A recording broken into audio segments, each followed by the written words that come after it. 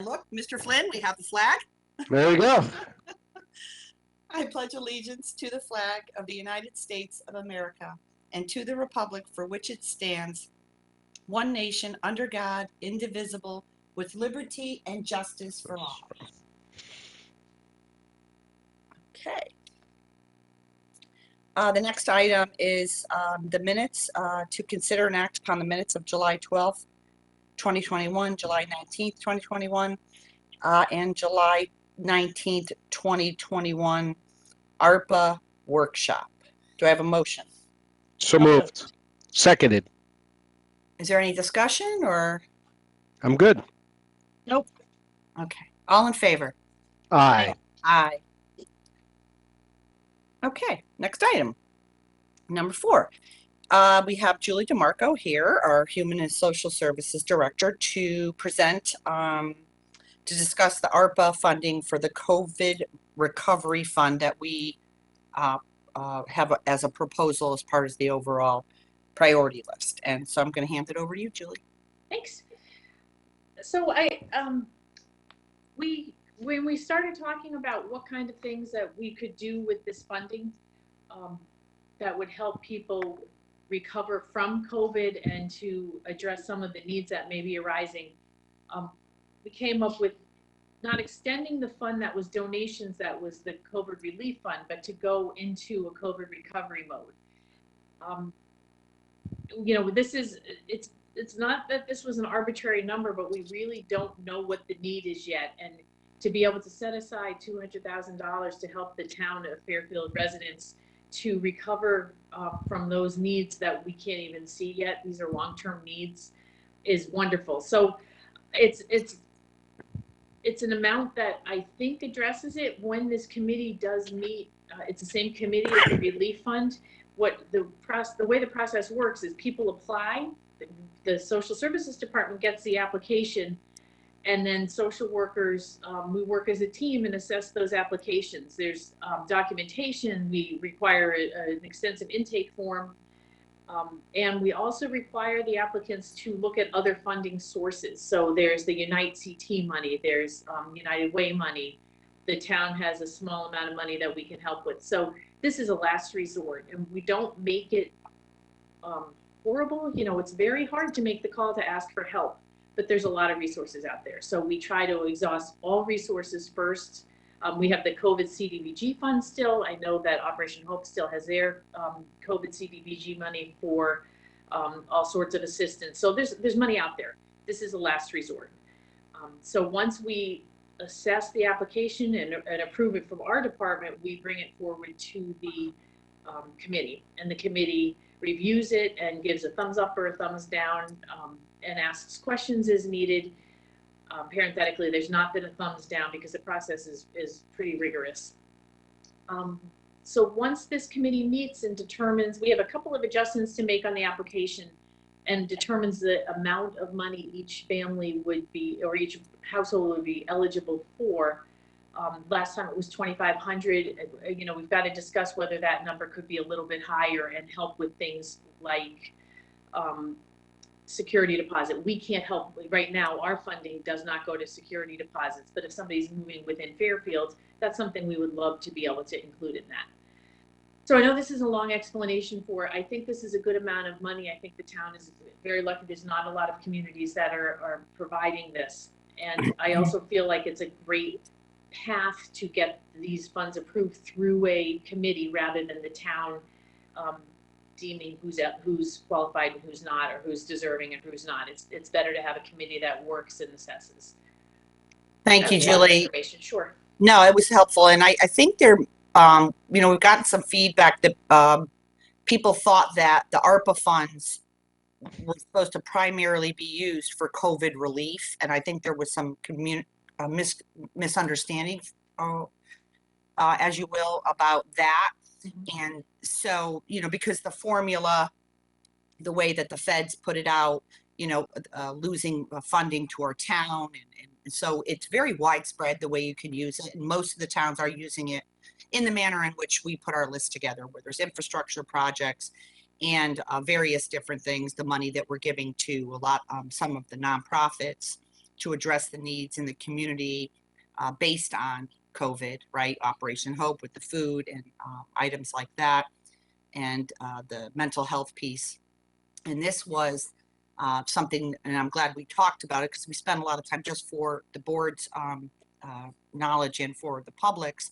We spent a lot of time, having meetings discussing where would this money, all of it, not just the infrastructure and of that nature, but where would we be able to have a wide cross section. So this was very helpful because we had the relief fund during COVID, which was utilized in the same manner in which Julie just explained, and then have a recovery fund because there are still people who are recovering from the financial impacts. So I appreciate you taking the time to be here and explain that. And I'll just open up to the board if there's any questions. Yeah, I do. If Tom, do you want to? Go ahead, Nance. All right, and yeah, thank you so much for putting this on the agenda, Brenda and Julie, for coming on the phone. We did have a chance to speak briefly earlier, but I think any opportunity for the public at large, for us as the electeds who ultimately will vote on this and support it, the funding.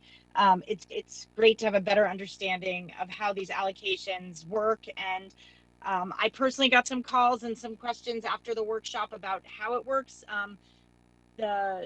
Again, semantics, I think even I was not confused in theory, but calling it by the wrong thing, that the recovery fund, the COVID recovery fund, is something very specific and piggybacking on something that you had set up during the height of the pandemic and I know has been very helpful.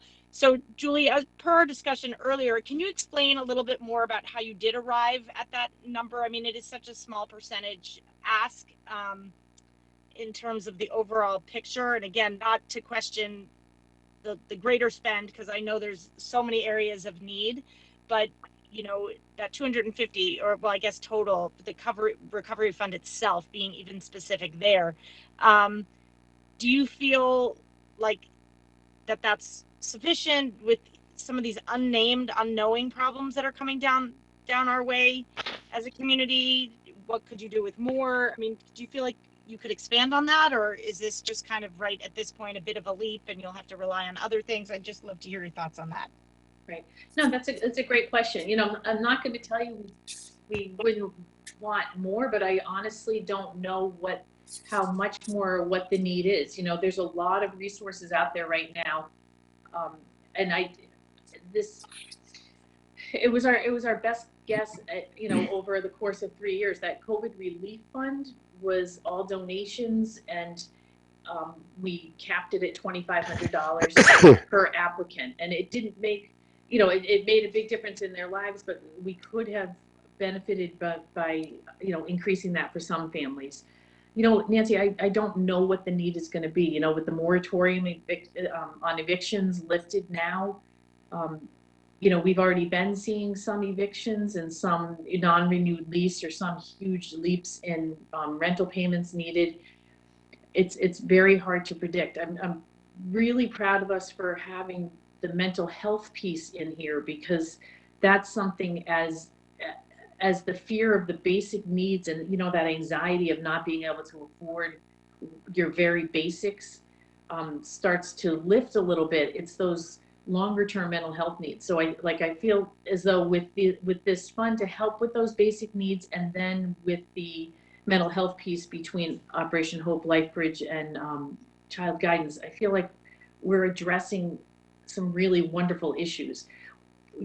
More money sure would be great. This was a great estimate based on 3 years out of what I thought might work.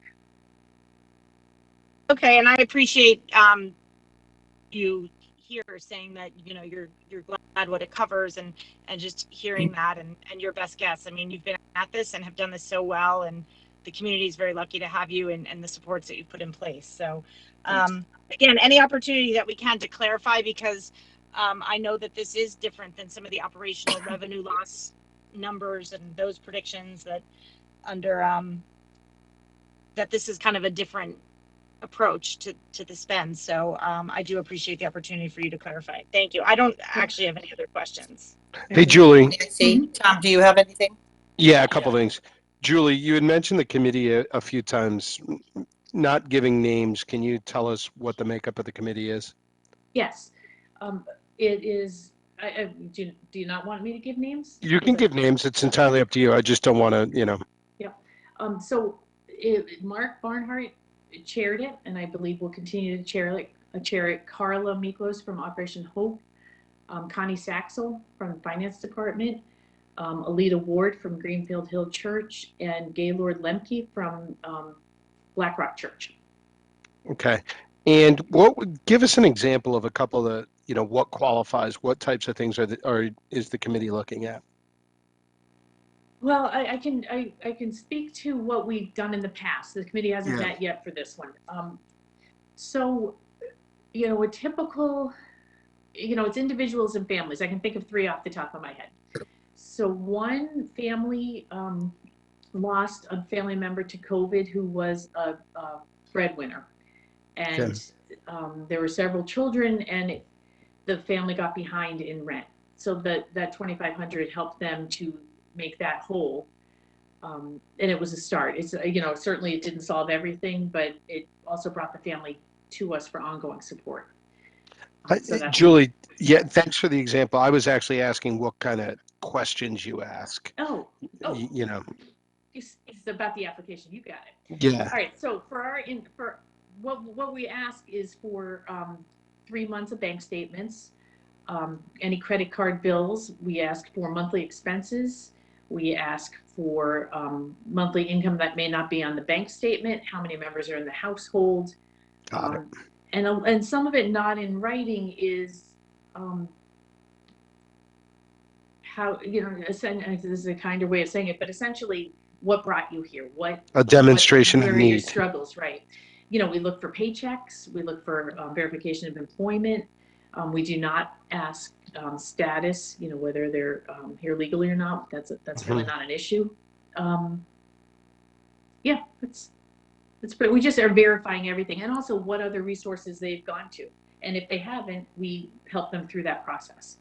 You know, we want people to apply for Husky or for social, you know, or for SNAP and for renters assistance. We want them to apply for all that first. And in the first phase of this, which was the relief versus the recovery fund, how many families were actually helped? Do you know? Ballpark it if you don't have the exact figure. I'm guessing, Tom. I can certainly shoot you an email with those answers to all of you, but I think probably in the 30s to 40s. You know, it's individuals and families. 30s to 40. So if we were to have a similar, I'm going to use 40 as a barometer, right? And it's $200,000. Yeah. So we're talking $5,000. We're talking, well, I don't know that. Sorry, what did I do? That. We would like to be able to offer up to. Not everybody used the whole amount that we allotted. You know, it really is based on them. I was just trying to get an average. So if you're at 40, okay. And do you know of people that need this now? Do you already have a listing of people? And you're working closely, obviously, with the local churches and with Operation Hope. Yes. And the other not-for-profits. Yes. And Operation Hope is also on the list to get some funding through these COVID funds. Great. I do want to echo the thank yous for all the work you guys did. I remember being out there passing out the lunches with you or the food with you. You and the team and the first responders who also helped out, you did yeoman's work during this time. So thanks to all of you and your team. And I've got nothing further right now. Can I also add, I just want to jump in, Tom, on the heels of what you're just saying. Julie, the fact that you're also really thoughtful in advising people, you know, to go out Husky and the other opportunities for people, I think that is huge, because that's the kind of thing, it's not reflected in the actual dollars and cents, but that's, you know, kind of an additional return that people will get from your support. So I just want to point that out and think that's great. Thank you. Thanks. That's it for me. Okay. All right. Thank you, everyone. Thank you, Julie. You're welcome. Thank you. I appreciate it. Have a good night.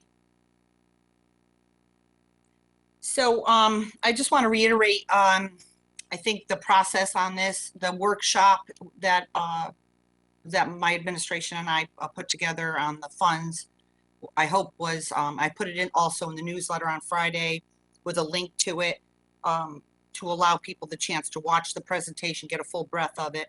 And I asked all elected officials, including the public, to reach out to me either by email, phone, or make an appointment to come in to discuss the items, the priority list.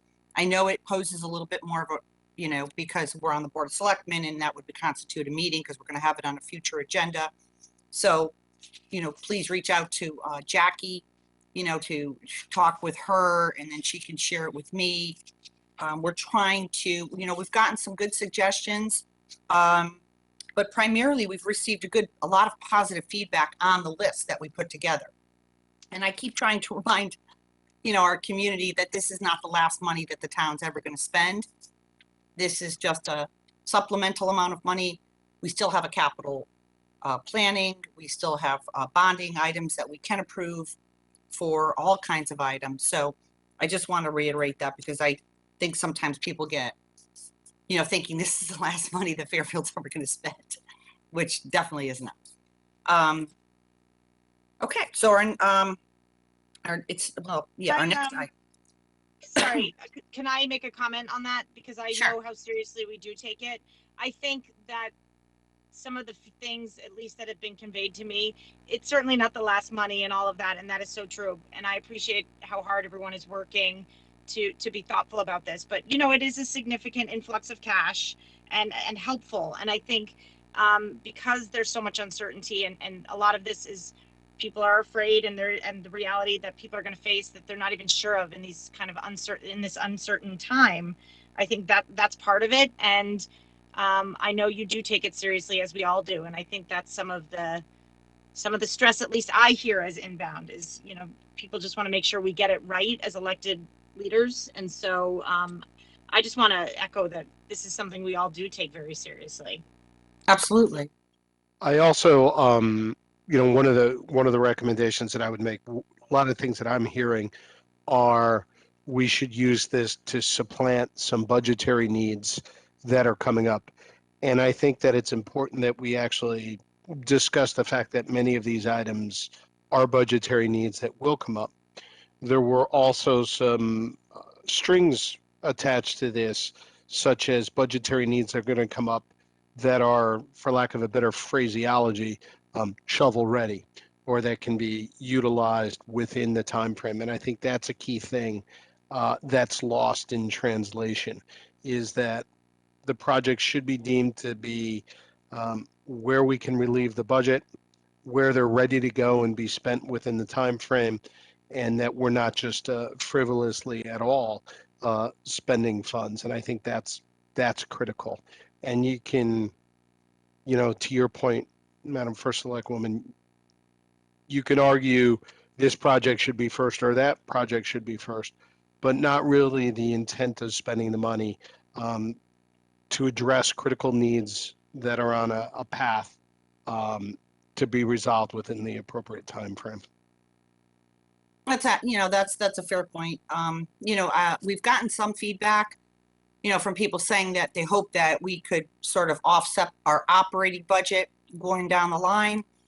And, I think it was Board of Finance member Lori Charlton's point on the night of the workshop, not to create cliffs, in the budget. Correct. And right. When she had asked the question about paving, that paving that we put into this priority list presentation was not going to be supplanting paving, but to sort of do a catch up in our overall paving program. So I don't want to, I was very cognizant of not creating any cliffs in the budget, because we've had enough cliffs. We don't want to have any more of those. I don't want to ever hear the word cliff again. But to some things, for example, the police item, that actually will save us money over many budgets because of the way it's set up, and because these are items that have to be purchased anyway, and we would have to buy them. it would cost us more in our operating budget. And because they are only for 10 years, they cannot be bonded. So that was very attractive to my administration when we were reviewing all the different things. And we thought, oh, this will actually save us some money down the line. And, obviously we save money on the operating budget, which keeps our taxes lower for our residents. So that was an attractive piece for that one, for example. But a lot of them are just the bonding items, right? The capital stuff. And of course, the sprinkling in of other items just related solely to COVID. Like we were just talking about, the relief fund and the nonprofits and things of that nature. So, we're really looking forward to input. I know August is, a strange month. A lot of people are away and stuff, but I'm just encouraging elected officials, and some have, emailed and given me some input or ideas about how they feel about certain things. And so I'm looking forward to that, because the whole plan, just to reiterate, is to bring a final list to the, obviously the Board of Selectmen, and then Board of Finance, and then RTM for final approval, so we can, pull the trigger on these funds and start spending them, because there is a deadline. And so we don't want to lose out on any of the money. Right. Is there any other, or shall I go to the next item? I'm fine. Thank you. Okay, Thank you. thanks, guys. Item number 5 is tax refunds to consider and act upon tax refunds as recommended by the tax collector in the amount of $14,740.79. Do I have a motion to approve? So moved. Seconded. Is there any discussion on this item? Hearing none. Okay. All in favor? Aye. Aye. Aye. Motion carries. And so our next item is going to be presented by our town attorney, our tax assessor, and we also have our tax collector on the line to answer if there's any questions. This is to consider and act upon tax refunds in regards to the settlement of solar tax appeals in the amount of $243,182.07. Do I have a motion to approve? So So moved. moved. I'll second. Okay, let's open it up for discussion. I'm going to hand it over to Mr. Baldwin, Attorney Baldwin.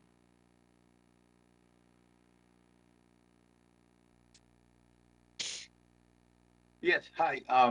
You'll recall that the settlement and approval of the settlement took place a week or two ago at your last Board of Selectmen meeting, and this is in furtherance of that settlement. The exact terms as to each and every solar appeal case being settled, those detailed settlement terms cannot be disclosed at this time, but this is the total amount. So if you want to, and the board should have received the backup individually on this with those detailed lists, not for public dissemination. So if you have any questions on the detail, you can ask that in executive session if need be. Otherwise, this is the total amount of those appeals.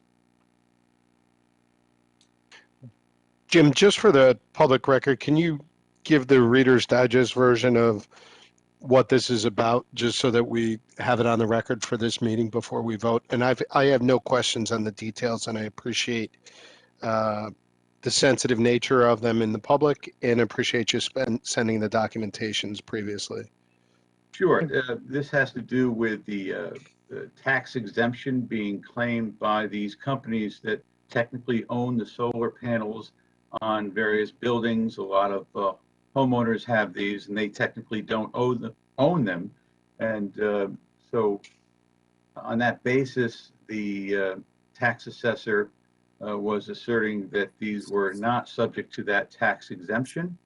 However, litigation ensued claiming otherwise, and this is the result of mediation done by the court on hundreds of such cases that are out there in the state, including the several dozen with the town of Fairfield. And based on developments in the case, developments in the legislature, it was determined that it was best to settle the case out of court rather than going to litigation, which what could I say, the results of which were not looking very promising. So the town agreed to settle these instead, and going forward, these solar panel companies will be subject to exemption. Thank you, Jim. You're welcome.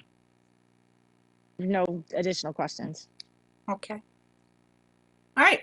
If there's no additional questions, all in favor? Aye. Aye. Nance? I was on mute. Aye. Okay, motion carries. Thank you, guys. Thank Our you. next, our next item, thanks, Dave.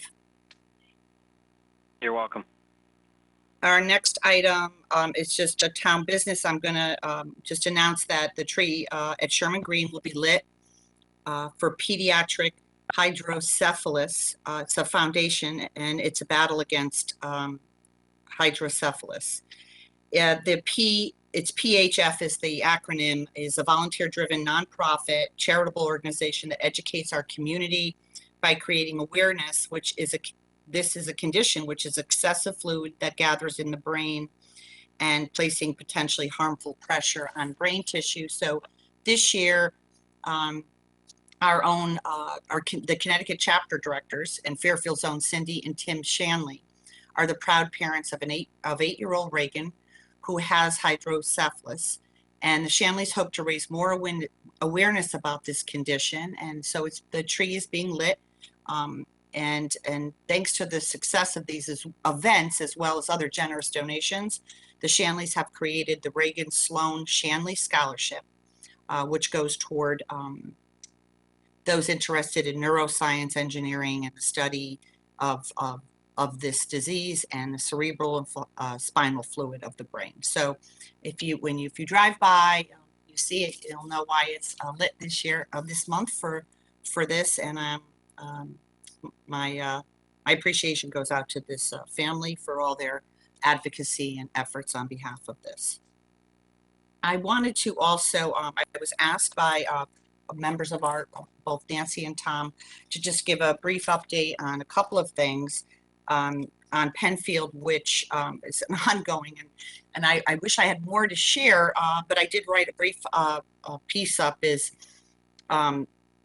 So now we've known for some time that the Julian fill was used under the building and the parking lot during the reconstruction of that area after Storm Sandy. And although significant testing has been done on both sites, we are still in the process of collecting additional data regarding both of them. No final determination has been made on possible remediation steps at this time. We expect to be in a position to have finished all the testing and have a definitive plan regarding remediation efforts and costs sometime in the fall. To complicate matters further, we were contacted in June by the local FEMA office, and we were advised, in light of our denial of our appeal, this was the loss of funding, which I know everyone on the board is aware of, was reasserting their earlier issued 2008 and notice of violation, which was basically stating that Penfield was built and completed without FEMA approval and in violation of at least one FEMA regulation.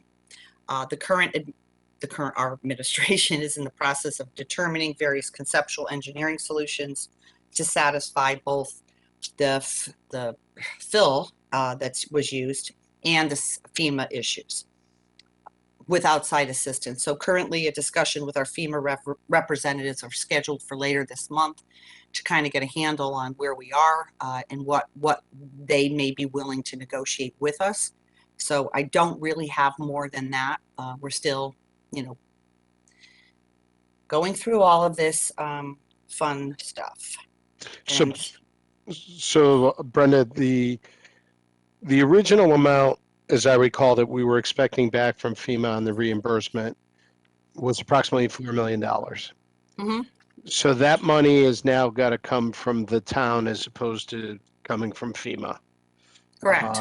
And that's definitive at this point because I know it's gone through several rounds of approval. And that, my understanding, is based on the fact that the town did not follow some requirements that FEMA had laid out Yes. originally with the rebuild of Penfield Pavilion after the storm. Fair? Yes. Yes. So we've got that 4 million. In addition to that, a separate but related issue is the fact that contaminated fill was used under Penfield Pavilion, and that needs to be remediated, as well as whatever FEMA's saying before they will allow us to move forward, we need to correct something with the building that is not in compliance with FEMA's regulations. Is that all true? Correct. So we're looking at 4 million plus additional funds to rectify an issue and to remediate the contaminated fill under the pavilion. Correct. So we're likely to lose some usability of the pavilion for a period of time while they correct these issues, which impact both revenue and expense, as well as the additional expense to fix it. Yes. All right. I just wanted to make sure I understood the whole thing. And just for, the public's, to remind the public, although I, put this in the newsletter quite a bit, and we've talked about Mhm. this, a lot at public meetings. We did extensive air testing around the facility. Right. And to make sure that none of the air is contaminated in any way, shape, or form. So anyone attending the building, being at the beach, or anywhere around the building is not in any danger of any health risk. So I just want to make sure that people know that. Thank you for saying that. Yeah. It's going to cost a lot of money. Yeah, I'm pretty furious about it because we asked about this for a number of years when I was on the Board of Finance. So it's, we very specifically asked about this for quite a length of time related to FEMA. If I could maybe roll into my next update that, is Yeah. associated with this in a certain way. I attended the second court hearing today regarding the accelerated rehab request from the former chief financial officer, Robert Mayer, today. And as I know I know both of you read the articles that stemmed from the first court hearing, and the public too.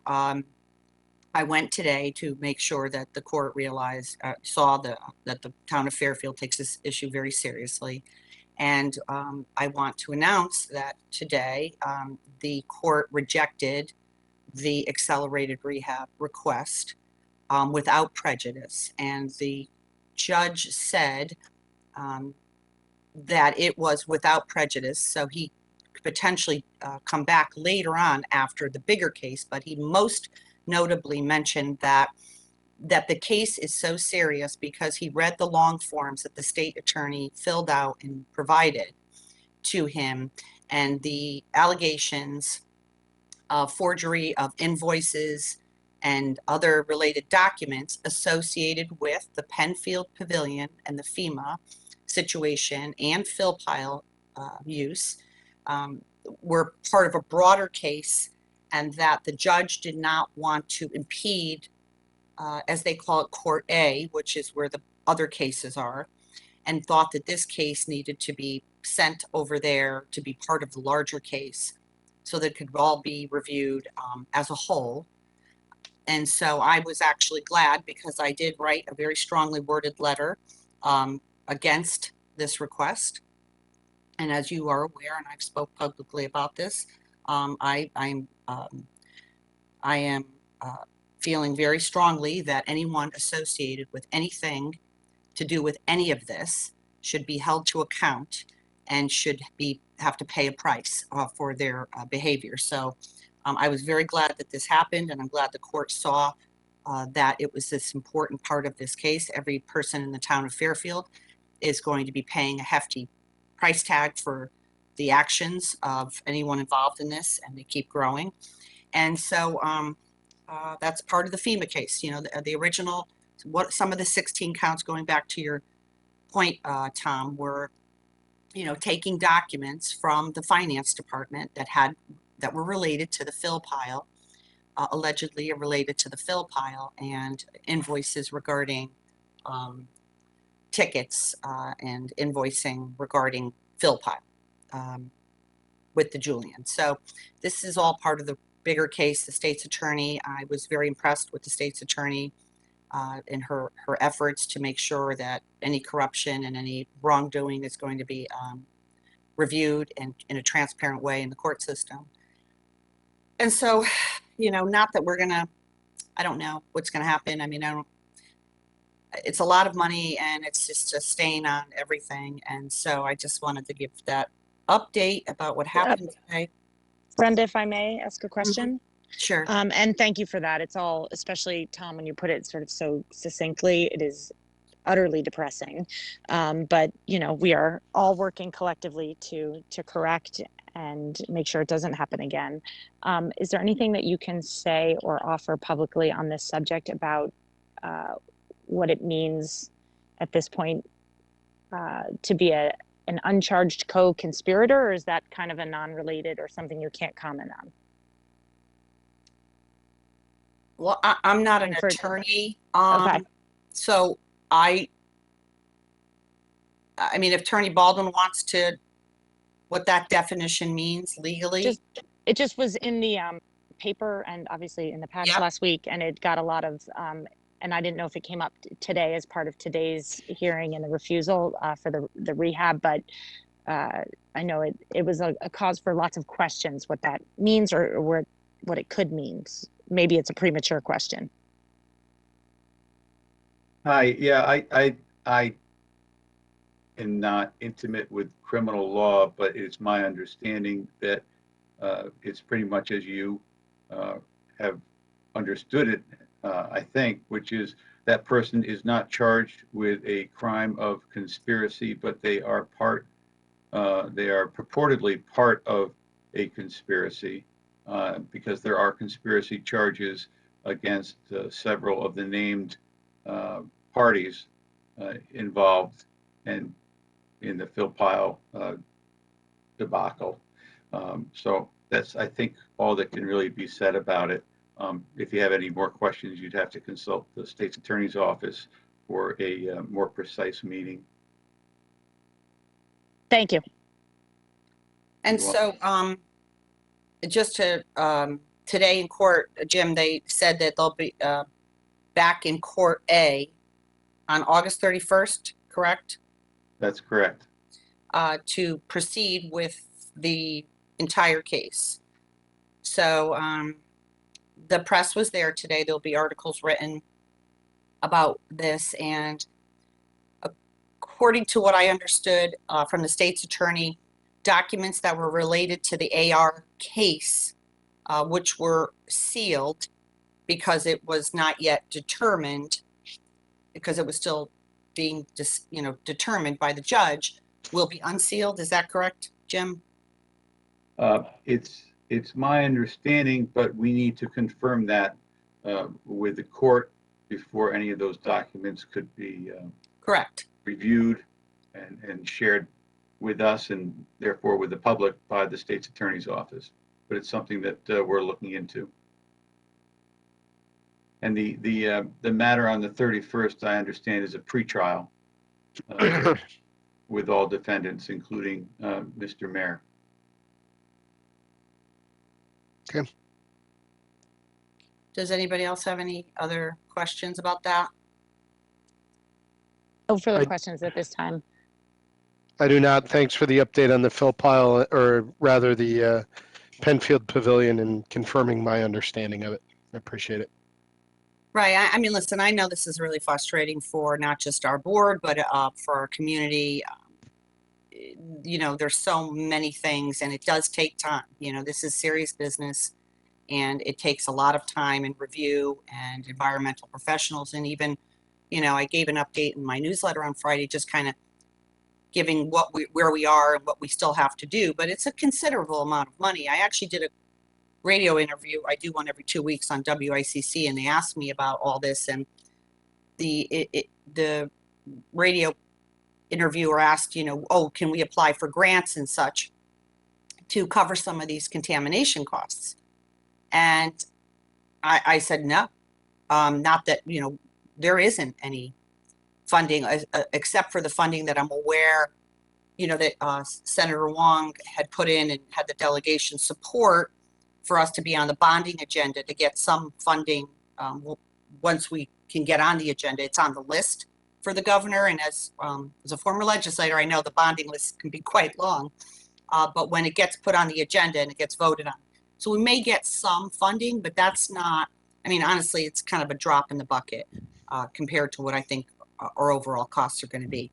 And it is why I know it doesn't seem like a lot, but I put $1 million into this recovery, into the American Recovery Funds we're getting to cover some of the cost for our bill pile, because we'll definitely be able to spend $1 million in 2 years.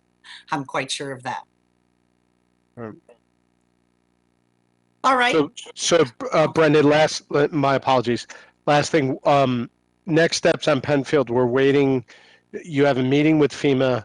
Once we know where FEMA's head is at regarding their position, they need to put a plan together as to what the remediation is.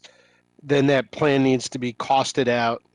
It needs to be brought before town bodies, I would assume, for approval of the funding.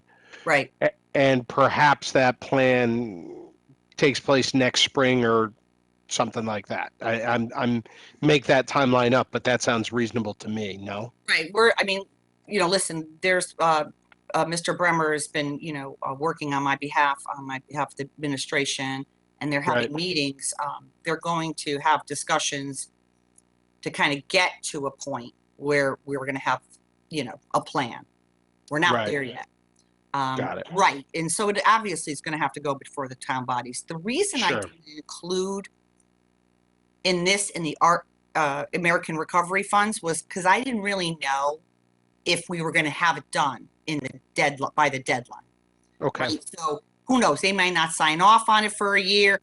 There's all these different variables. And so we may have missed the boat there. So that's why, regardless, we're going to have to bond.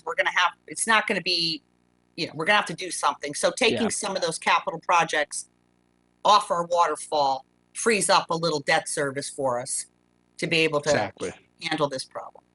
Yeah. Understood. Thank you.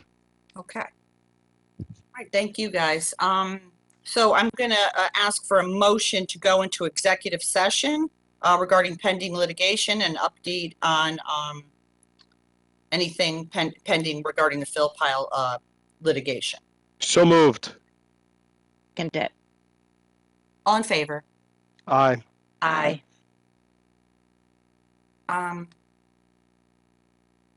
Dave, is Dave Kelly on? Yep, I'm working on it. Just a moment, please. Okay, sorry. Thanks, Dave. Okay, can I get a motion to come out of executive session? So moved. Second it.